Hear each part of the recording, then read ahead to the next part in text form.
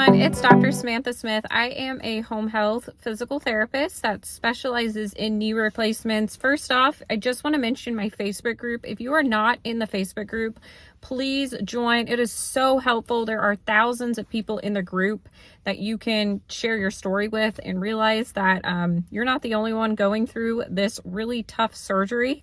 So please join. I'll put the link below, but if you want to search on Facebook, Succeed with Your New Knee, you can find the Facebook group. And then secondly, if you are needing more guidance with your physical therapy exercises, just knowing what to do after this surgery, visit my website, succeedcourses.com. That will give you a lot of information that you need to know about your knee replacement that you might not be getting from, your surgeon or, your team who's working with you. So let's get into the topic of today's video. So this topic, or I guess this video, is inspired by a patient that I'm seeing right now who is doing really, really well with everything. It's so well that she stopped taking her pain medication, and she started kind of doing a little bit more activities, a little bit more than I wanted her to do, but she was feeling so good that she was like, hey, I'm just progressing really well. I'm healing quickly. I'm one of those people who just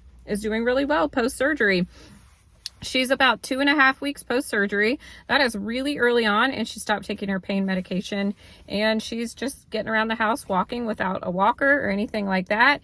And I saw her today, and she's now back on the pain medication. She's back to using the walker, and she's using ice every hour now to deal with the aching, the stiffness, and the swelling. So she's having a lot of new symptoms now because she's doing too much too soon. So that is like my philosophy after this surgery, is don't do too much too soon, because that's when all the symptoms start to increase. It's normal to have a little bit more pain, aching and stiffness by week 2 post-surgery, because your exercises are going to get a little bit more challenging, but they shouldn't go from doing, just basic exercises, 10 repetitions, to lifting weights, 30 repetitions. You shouldn't be progressing that quickly. Same thing with your walking. Don't go from walking around your house to, the next day going to the grocery store for an hour. That is too much too soon, and you're going to get all that aching, the stiffness. You're going to get the night pain is going to, increase if you do those types of activities too soon. So lesson learned.